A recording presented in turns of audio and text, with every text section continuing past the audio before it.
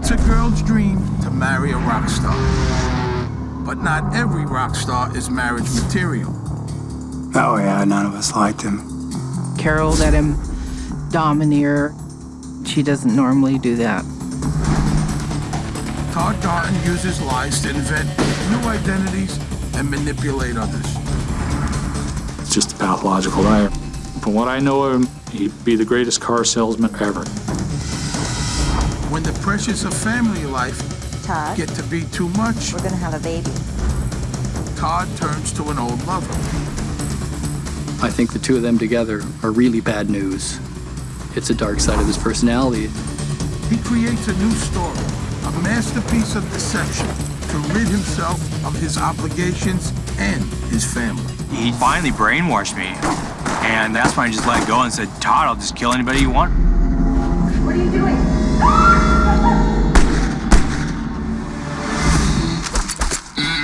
My name is Steve Sharippa. I grew up in a pretty rough neighborhood in Brooklyn, New York. I've seen good people turn bad and bad people turn worse. Some took contracts to carry out a hit. Some were victims of a hit. To hitmen, life and death is just part of the business. It's nothing personal.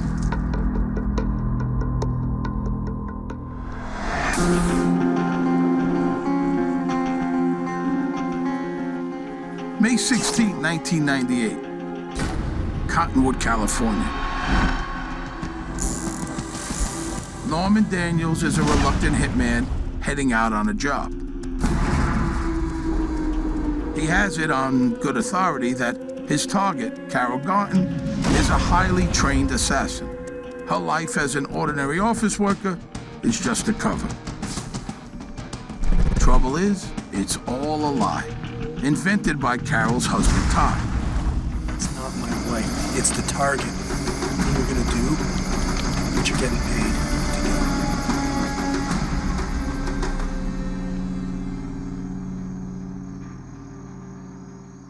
The story of Carol Garton's death is a weird one, so let's start with some things we know for sure. Carol Garton is not a trained assassin, but hitman Norman Daniels believes she is. Carol's husband, Todd, concocted an amazing story, one so fantastic, he's able to convince his friend to kill Carol. You know, you don't meet them often in real life, but Todd Garton is an evil genius.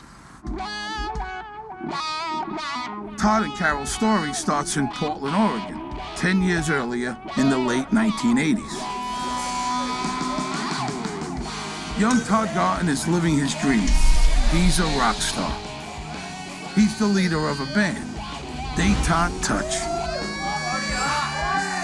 Todd Garton really was exciting to be around, and he was just full of energy and no good. All that he talked about was, I want to be in a band, I want to be famous, and I know how to get there.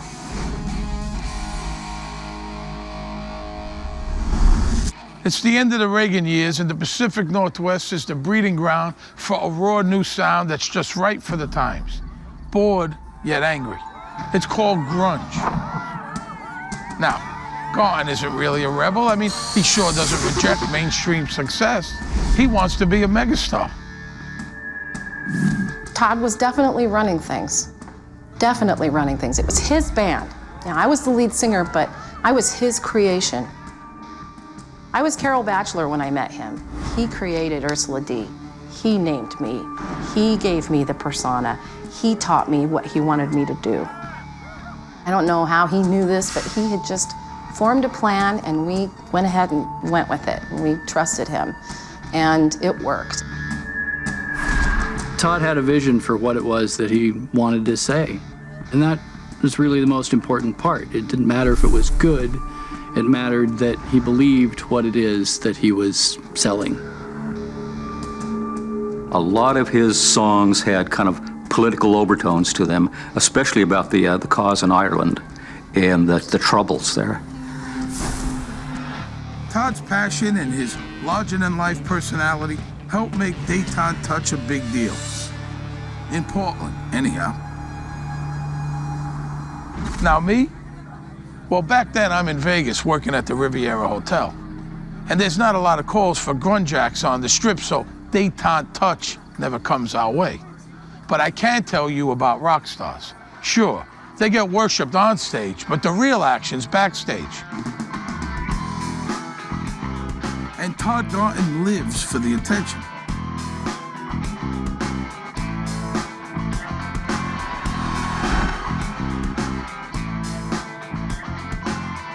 But when Todd meets Carol Holman, there's something special about her.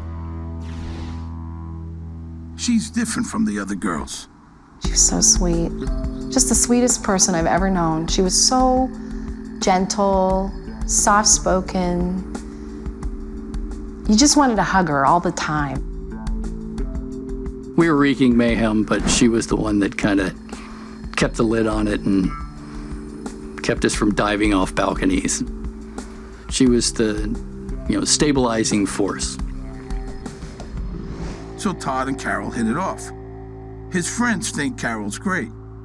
Her family isn't so happy. They think Todd's a bully.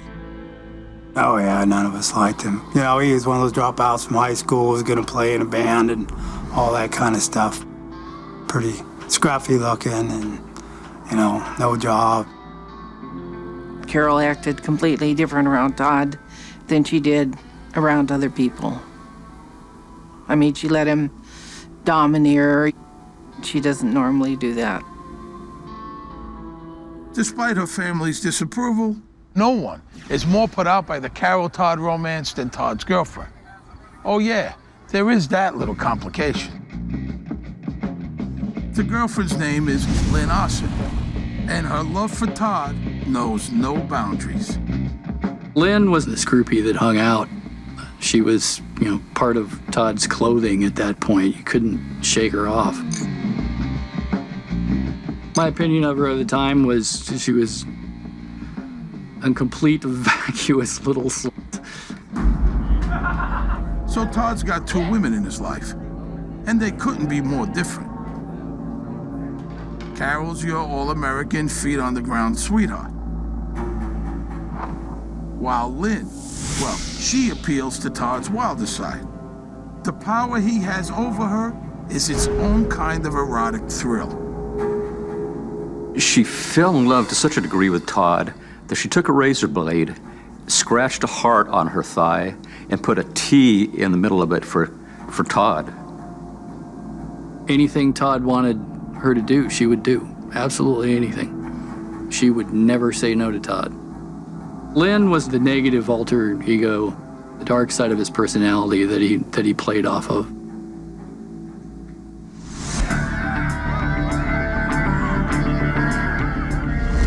Todd isn't just dark, he's dangerous. He's obsessed with the troubles on Ireland, which lead him to a weird fantasy life. Todd's persona was that he ended up in Northern Ireland teaching how to clean and fire hunting rifles. It's just in Northern Ireland, it's called a sniper rifle. I didn't care if there was any truth to it or not. And over a period of, 10 years working with him, the story stayed consistent. And Lynn, well, she believes all of Todd's fantastic stories about being an assassin for the IRA. He even gives her pictures as proof. Lynn took it hook, line, and sinker the things that Todd was telling her about his days as a teenager in the IRA. Having an obsessed groupie is great, but Todd realizes that Carol's the keeper. She doesn't fall for Todd's absurd James Bond fantasies, but she does fall for him. It doesn't happen right away, and some hearts get bruised, but in the end, Lynn is pushed aside. Carol moves in with Todd. There was several occasions where Lynn showed up and Carol put her foot down and said, "This is not going to happen." And so she would disappear for periods of time, and then she'd show back up, and Carol would have to get the broom and chase the rat out. Detente touch doesn't last. Carol doesn't mind that his rock star days are done. Carol was the rock that actually gave him a foundation to build something good off of. I think Carol was the strong side, was the rational side. Todd takes the end of his glory days very hard. I mean, you don't just put your ego in a scrapbook. Todd Garton needs to reinvent himself. The problem for Carol is that Todd's transformation will make him much more dangerous.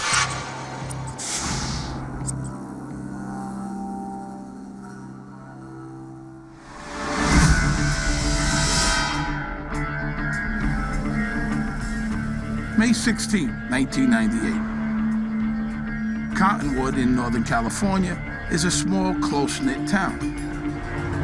But today, a hitman is driving its streets. Norman Daniels is on his way to his very first assignment. Carol Holman, now Garton, is 8 months pregnant. She's clueless to the horror headed her way. A horror set in motion by her husband, Todd.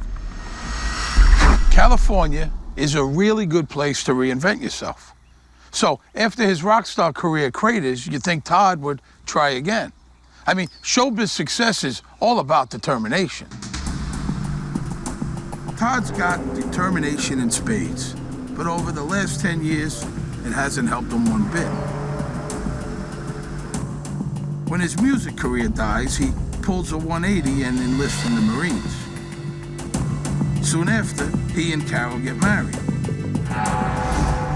But Todd gets hurt in basic training and his military career ends before it begins. He couldn't finish basic training, and I know that was a huge blow to him. Just completely devastated him. Next, Todd embarks on a series of schemes. He starts a concert promotion company. He opens a club. He even tries running a camp for troubled teens. All of them fail. One of the things Todd feared most was happening. He had kind of one low-paying job after another. For somebody with so much imagination as Todd, life in Cottonwood would have been very boring.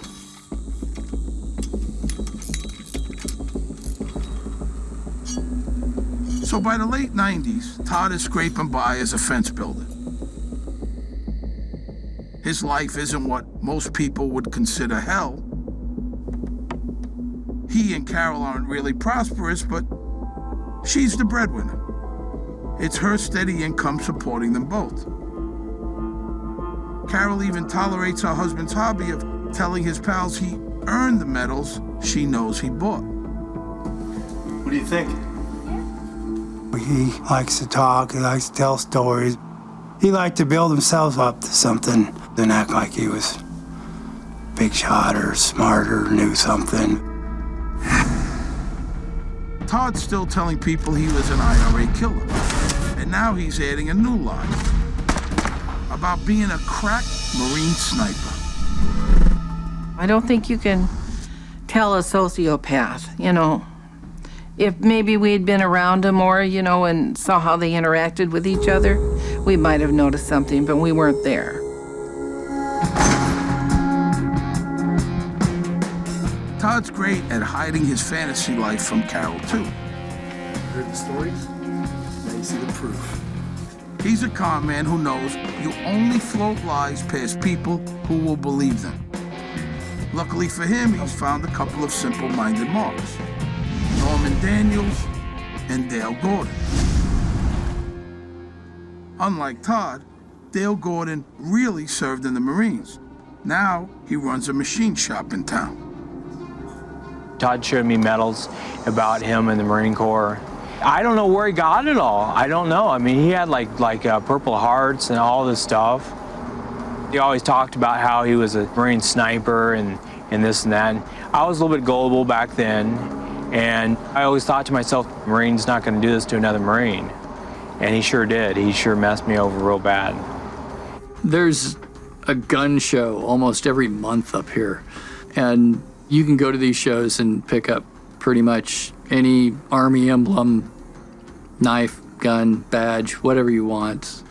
And it's very simple to put together, that sort of a persona, that everything you need is out there, easy to get. You just have to have the creative enough mind to put the whole thing together. As for Norm Daniels, well, he's a single father.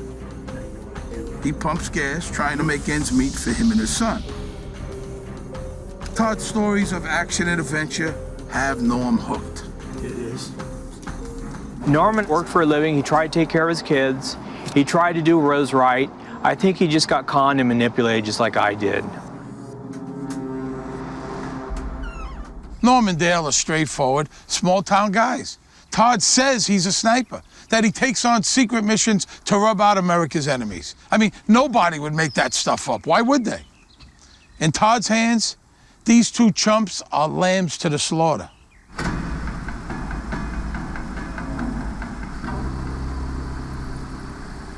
What he told me was that he went down to Nicaragua and was assassinating people for a living, that he killed a lot of people in the Irish Republican Army. Norman was a little bit naive, but also Todd was very convincing. He knew about sniper rifles. He knew about silencers and scopes and all those things. To me, he's just a pathological liar. I think he almost believes these stories.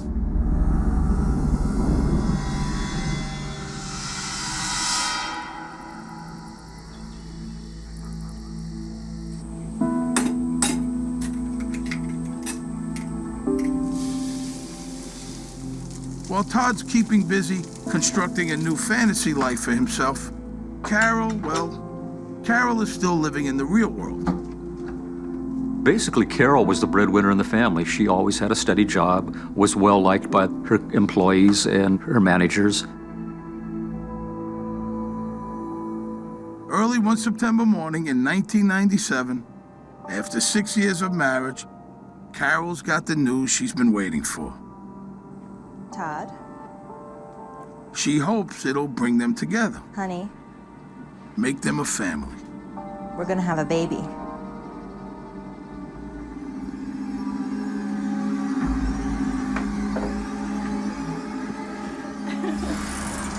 Can Todd rise to the occasion and become a caring husband and father? Who are we kidding? He fails miserably. Remember his old squeeze, Lynn Hassan? Todd sure does. Truth is, Todd and Lynn have kept tabs on each other over the years. She remembers and misses the passions they shared. The best part for Todd, Lynn still believes all those stories. Like his new pals Norm and Dale, she believes he's a rock star, sniper, hitman. Todd knew he had a fan in Lynn, and they were sending each other letters. She had a lot of his clippings that she put in her notebook. It's the same love triangle from Todd's rock star days. But now Lynn represents something new. She's freedom and desire. An escape from having to grow up and be a father. I think the two of them together are really bad news. It's a dark side of his personality, and I think that they will always have this connection. Lynn's still living near Portland. When it looked like Todd was gone for good, she married a guy named Dean Noyes. They now have 2 kids and a rocky relationship. Our relationship had degraded. There were a lot of other pressures. We were kind of becoming more and more estranged all the time. That was part of the thing that was tearing us apart all through the winter and spring. Todd tells Lynn everything she wants to hear. He's still working with the IRA, but now does contracts for the U.S. government. And best of all, we should be together. We just have to get rid of these roadblocks to our love. Blah, blah, blah. I think he was selling that to her, that I'm not happy with Carol, I'm going to leave her. And she bought into that he was this action figure, you know, bigger than life.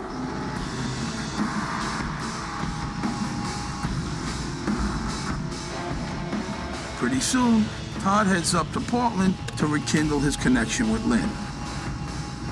At first, they were just kind of dreaming around that, wouldn't it be nice if one of our spouses wasn't there anymore? Todd is an expert in erasing the lines between fantasies and reality. He tells Lynn that the secret organization he works with could take care of her husband, Dean, and his wife, Carol. He was starting to cross a line that, from fantasy, that maybe he could really do one of these things. Todd started cooking up a plan with Lynn to assassinate her husband, Dean Noyes. Lynn took out a $125,000 life insurance policy on Dean's life. We'd had a conversation about life insurance. It's more just family planning, which was counter to the way the rest of the relationship was going. And now you just look back and kind of kick yourself for not having seen it. Killing Dean will be the opening act before Todd turns his sights on Carol. The thing is this, Todd isn't the kind of guy who likes to get his hands dirty. For his scheme to work, he needs a couple of saps as triggermen. And who could be better than his sidekicks, Norm Daniels and Dale Gordon. Todd really had to work on me hard as far as abuse. You know, you kick a dog enough, you make him mean. And that's what Todd was doing to me. Now, this is important. Todd has always been a fantastic liar, but now he's taking things further. He's trying to use his tall tales to get 2 people murdered. He wants his powers of persuasion to turn fantasies into bloody reality.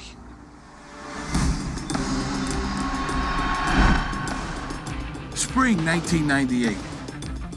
In the backyard of his house in Cottonwood, Northern California, Todd Garton is grooming his pals Norman Daniels and Dale Gordon to become international hitmen.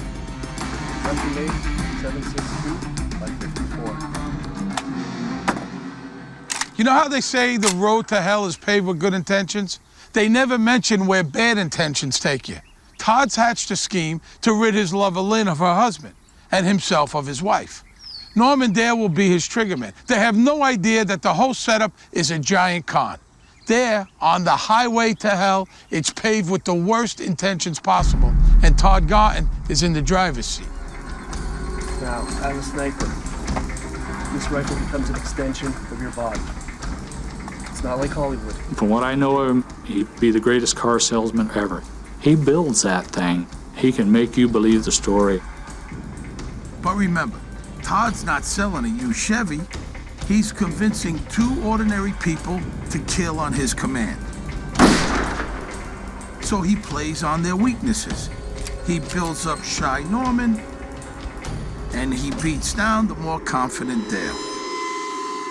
He just tried to break me down real bad. Todd was very abusive. He was mentally abusive, and he wasn't physically abusive towards me, but it's just a mental nightmare. Todd started telling these guys that he was already an operative in an organization known as the Company. It was a secret organization of ex-CIA guys, Navy SEAL guys, soldiers of fortune, just really top-notch assassins. They would get a job to do, get paid for it, and then kind of, go undercover. Working for the Company sounds great, but Todd needs to spin the tallest of tales if he's to convince these guys to kill his wife Carol and Lynn's husband Dean. Here's how he does it. Step 1, convincing Norman Dale that his friend Lynn, a mother of 2, is in serious danger. Todd was telling me Dean Noyes was a wife beater, and he was just this mean guy, terrible person. Step 2, it's an opportunity for Todd to introduce his ace sidekicks, Norm and Dale, to the Company. Todd was supposedly a member of the Company.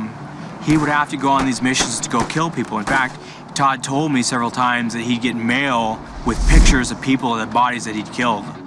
Step 3, the law of a big payday. We were supposed to get paid a certain amount or a certain percentage of the insurance policy. And one last thing, the clock is ticking.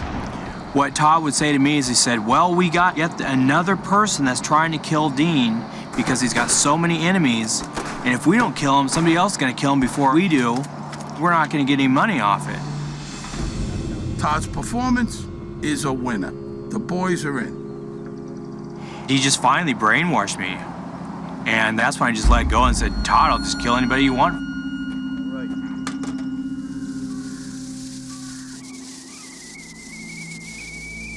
So where is Carol in all this? She's happy to be nesting and making plans for the baby. She's thinking about the future and pretty much ignoring Todd's friends. Well, Mrs. Todd Garton learned long ago to turn a blind eye to her husband's little projects. Besides, taking pot shots with your buds in the yard? It's not exactly head-turning in this neck of the woods.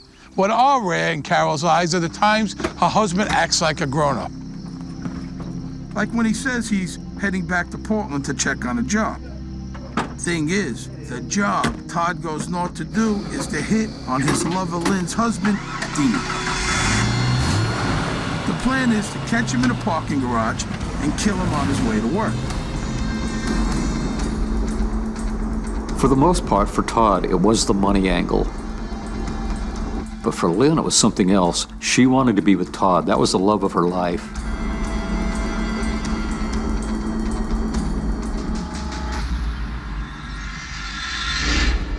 Norm and Dale are being hoodwinked too. They think the company is real and that Dean Noyes deserves to die. I was supposed to do all the killing up there. It was entirely put on me. Todd had a vicious streak, but he wanted other people to do his dirty work. He wanted to watch you killed. There were no clues that these things are going on. I wasn't able to put all the pieces together. I didn't know that anything was off. At the last moment, Lynn gets cold feet. She'd rather divorce Dean than kill him. So she stops her husband from going to the garage where Todd, Norm, and Dale are waiting. It saves his life. I don't know how someone could be partaking in those activities and have such a solid facade on a day-to-day basis at home. It must have been an incredible thing that someone can live like that. Todd was absolutely furious. He was mad because he didn't get the money. He was mad because he didn't get to kill somebody.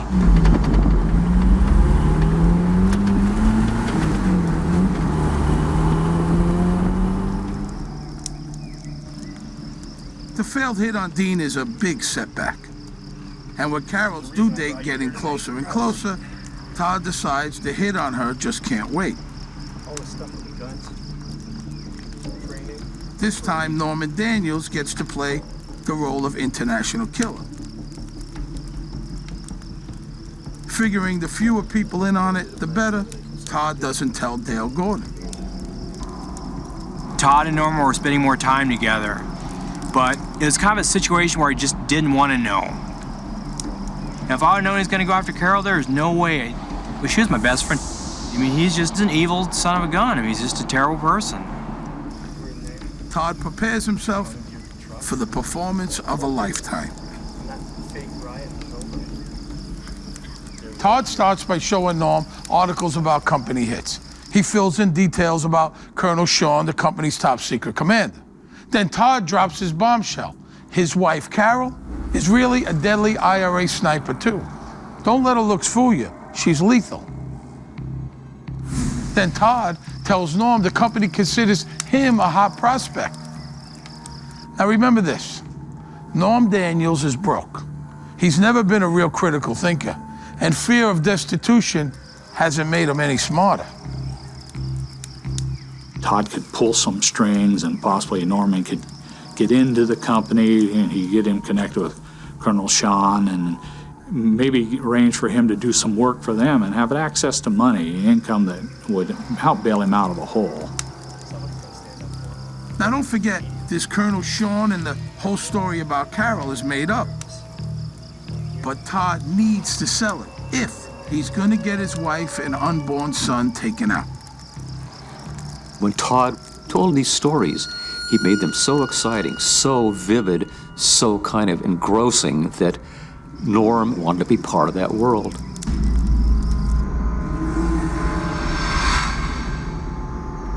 A few days later, Todd arrives with good news and an envelope sent from the company. Inside is the target of Norm's first solo mission, but there's one big catch, and it's a toughie. It's likely he's gonna have to whack someone he knows. The company has to be sure he's got the guts for the hard jobs. Norman wanted to get in. He was going to have to do exactly what was said in a package he would be receiving. If he didn't, the company would kill Norman.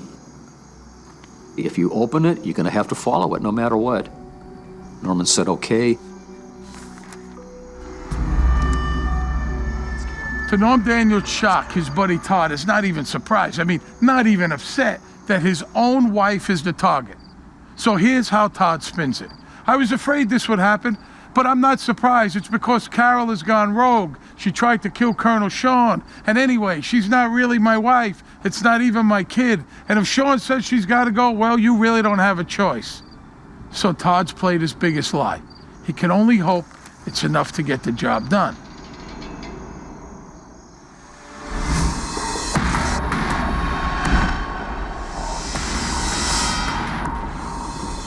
April 1998, Cottonwood, California. Norman Daniels is in shock. He can't believe his first solo assignment from the company is to kill his friend and mentor, Todd Garton's pregnant wife. Carol, that's not my wife. It's the target. And you're gonna do? Norman liked Carol. He liked her quite a bit. He couldn't believe, that she was going to be assassinated by him. Todd was telling him, it's my wife, but man, if you don't do this, you're dead. Understand? Todd's played his big lie, but it's not working. Choose you for no reason. Norm is sick about killing a friend. My superiors thought you could do it. You thought you could do it. So do it. Todd's in danger of losing his trigger man.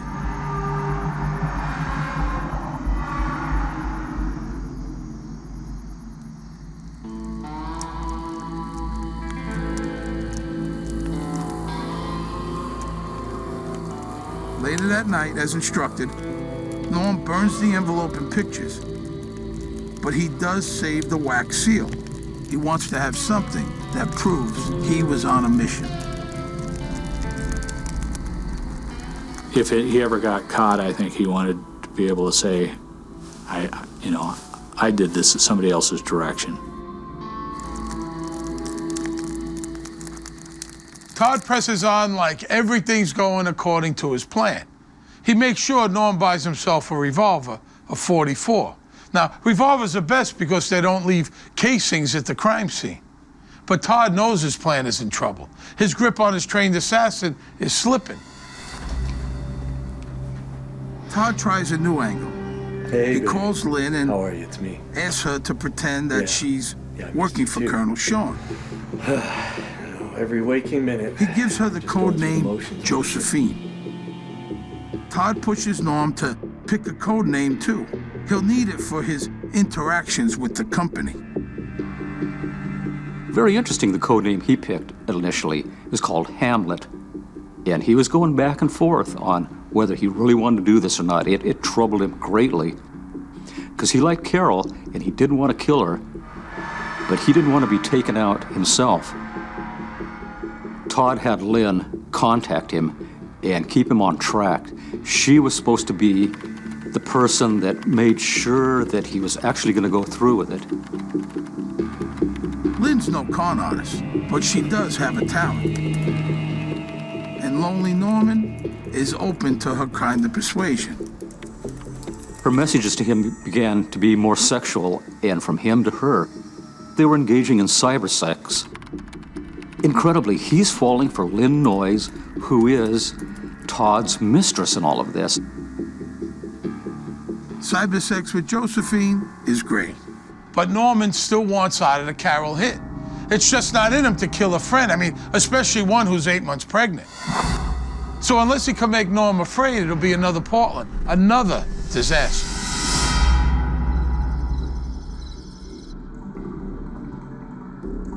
Todd started putting together things on the computer. Orders were being sent to Norman, supposedly from Colonel Sean, who was high up in the company.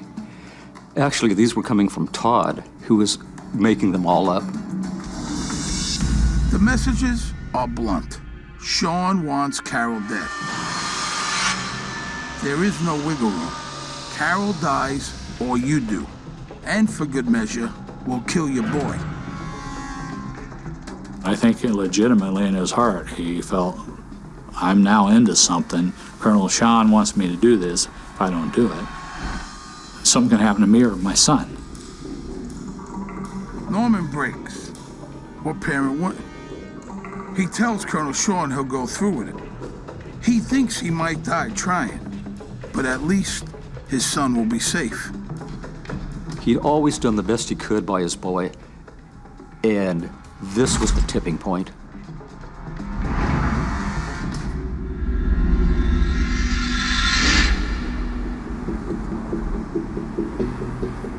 May 16, 1998, the day set for the hit. Todd's got a table at a gun show. It'll be his alibi, and his chance to put Norm and Carol together in front of witnesses. Todd was selling camouflage gear. That morning, Carol tours the local maternity ward. She knows she's carrying a boy. He's even got a name, Jesse James Garton. And she's in the thick of getting ready for his arrival. Todd's greatest fear was having that baby, because then he'd have to take care of it. And Todd couldn't handle taking care of anybody. Babies need love. And Todd was not love, he was just hate.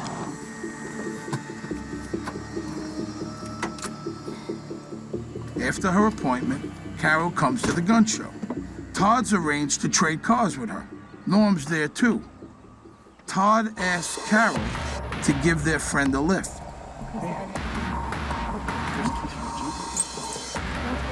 He sends her off to her doom and turns back to selling his wares. Ready for his next role, single widower.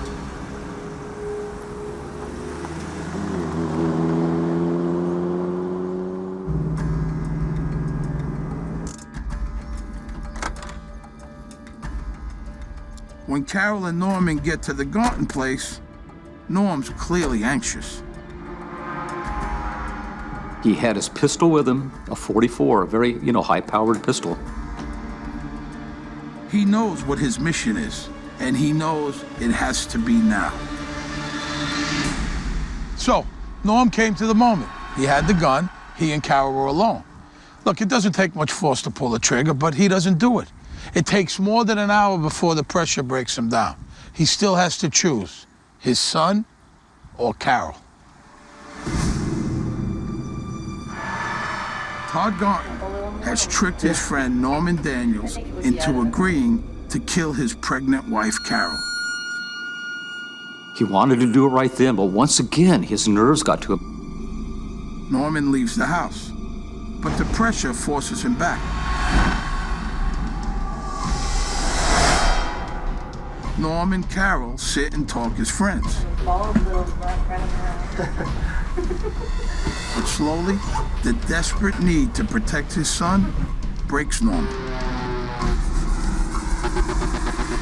Kind of in a surreal situation, he pulled the pistol from his waistband. Carol looked at him and couldn't believe it because this was her friend. He shot her once, twice, 5 times in all. He killed Carol and her unborn baby.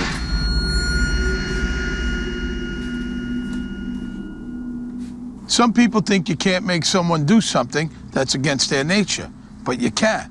Happens every day. Norm Daniels doesn't care what happens to him now. He did what he needed to do to protect his kid. He's done thinking. 6:45 p.m. at the Garton place. It's time for a show. Todd loves to act, and he's arranged for an audience.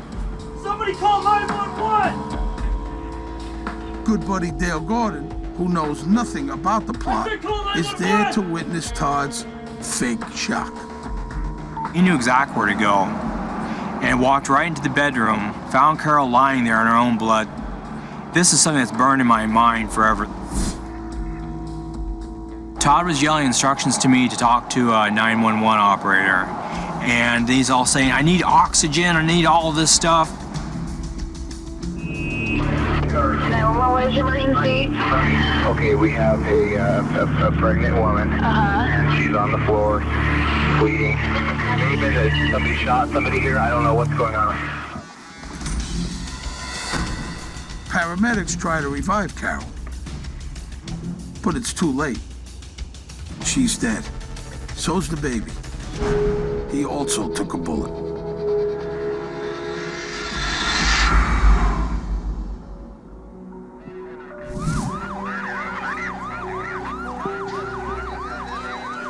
Carol was one of the nicest people you'd ever meet. It's just a shame, just sickening, and what she had to suffer and go through in her last minutes is just calls your stomach.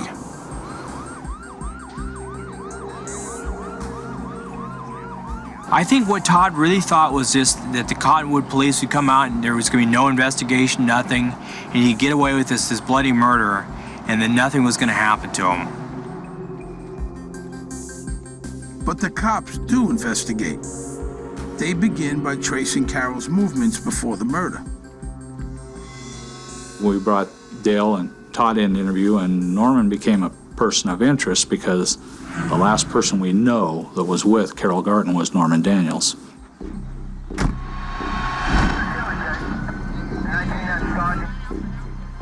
The cops discovered the abandoned Jeep, but no Norm. He had just disappeared. Nobody could get a hold of him. Nobody knew where he was. He had a house on Gas Point Road. Nobody was there. But Norm eventually comes home. And when the cops find Daniels, they find the gun too. He tells us that, the gun's in the house, and it was under a pillow on his bed, 44 caliber. I think it was a Rossi. And I was actually there, and myself and Captain Foster, we pulled the pillow back and went, oh my God. The cops start asking questions, but Norm Daniels doesn't say a word. Norman, I think in the beginning, was afraid of the company that Todd had portrayed. Honestly, I believe the guy was afraid that if he talked, they could get to him, even if he was in jail or prison. While the cops are grilling Norm, Todd is orchestrating Carol's funeral. It was all about Todd. And one of the most incredible things he did was have Lynn come down to the memorial service. Everyone that knew Lynn and Carol knew they were not friends by any means, and they were saying to themselves, what is she doing here? After the funeral, Todd even brings Lynn to the hotel where Carol's family and friends are staying. They were pretty happy when they came back to the hotel, changing their bathing suits. They were really happy when they came down to the pool. And pretty much Lynn is attached to Todd like a leech. This is a very shocking thing. This is the husband of the person who's just murdered. Just have some respect for the friends and family. While all this is going on, the detectives are kind of still talking to Norman and trying to get to the bottom of all of this. It takes a little while, but eventually Daniels caves, and the whole crazy story comes rolling out. In the beginning, I would say I thought the guy was crazy. Then as things checked out, he told about this hit, and it sounded like it went down. Remember his premonition? That feeling he should hang on to part of the package that Todd gave him? Well, that wax seal is the link police need to tie Todd Garton to the plot to kill his wife and unborn son. Turned out it was the diving bubble pen that was in Todd's house that he'd put the red wax on and did that. And when we did a search warrant at the house, we found that pen with red wax on it.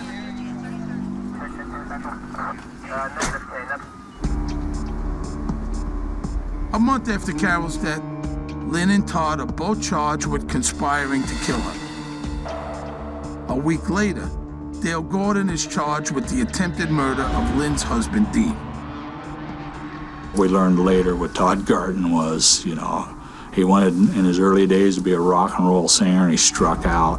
He wanted to be a big military hero, and he didn't. And this guy had an identity problem, wanted to be something he wasn't. It's clear it did, and it's clear you're behind it. A big motive. There's only one explanation for this. Big motive. At his trial, Todd plays the victim. Illicit lovers Lynn and Norman set him up. He was just in the way. Todd goes to work spinning one last big lie. Even though he was on trial for his life, Todd was the star of this thing. At some level, he seemed to enjoy it. Todd read this kind of outrageous statement about everybody else except him had been involved in this, and he was innocent. This time, no one buys the lies. The jury convicts Todd Garton, and they sentence him to death.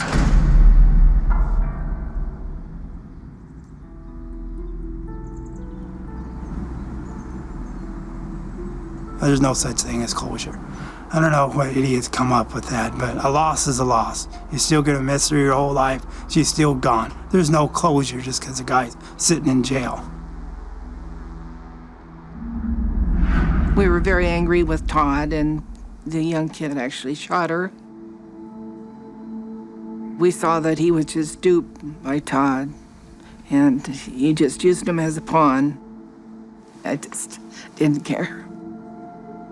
And, it'll never be the same. We'll always miss her.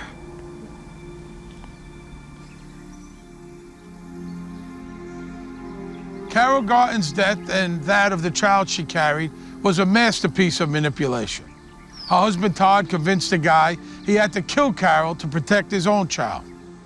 Ironic when you remember the real target of Todd Garton's plot was his own unborn son. Todd, Lynn, Norm, Dale, they all went to prison. Todd's on death row. Todd Garton spent a lifetime creating stories, but the story of his life is nothing to be admired.